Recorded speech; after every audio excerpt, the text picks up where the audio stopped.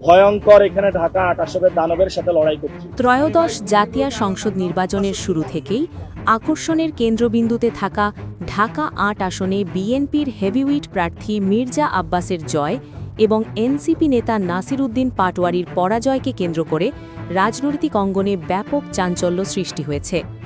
নির্বাচনের দিন প্রাথমিক গণনায় বেশ কিছু কেন্দ্রে নাসির উদ্দিন পাটোয়ারি বড় ব্যবধানে এগিয়ে থাকায় সামাজিক যোগাযোগ মাধ্যমে তার সমর্থকদের মধ্যে জয়ের প্রবল আশা তৈরি হয়েছিল, যা সাধারণ ভোটারদের মাঝেও ব্যাপক কৌতূহল সৃষ্টি করে। তবে চূড়ান্ত ফলাফলে দেখা যায় মির্জা আব্বাস ৫৬,৫৫২ ভোট পেয়ে বেসরকারিভাবে বিজয়ী হয়েছেন, যেখানে পাটোয়ারি পেয়েছেন ৫১,৫৭২ ভোট।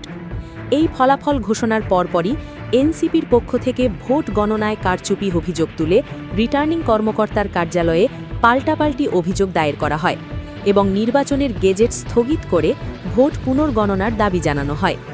এই দাবিকে কেন্দ্র করে উভয় প্রার্থীর সমর্থকদের মধ্যে তীব্র উত্তেজনা ছড়িয়ে পড়ে এবং রাজধানীর বিভিন্ন পয়েন্টে বিক্ষোভ ও অবস্থান কর্মসূচি পালিত হয়।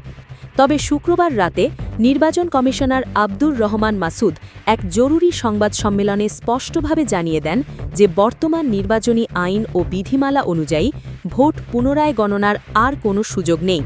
তিনি উল্লেখ করেন যে নির্বাচনী গেজেট প্রকাশের চূড়ান্ত পর্যায়ে এ ধরনের দাবি ইসির এখতিয়ার বহির্ভূত এবং কোনো প্রার্থীর সংক্ষুব্ধ হওয়ার কারণ থাকলে তারা নির্ধারিত সময়ের মধ্যে নির্বাচনী ট্রাইব্যুনালে মামলা করতে পারবেন।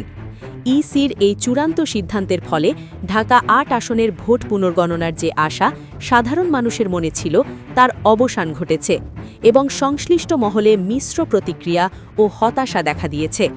বর্তমানে আসনটিতে মির্জা আব্বাসের বিজয় সুনিশ্চিত হলেও ফলাফল পরবর্তী এই বিতর্ক রাজনৈতিক মহলে দীর্ঘমেয়াদী আলোচনার জন্ম দিয়েছে।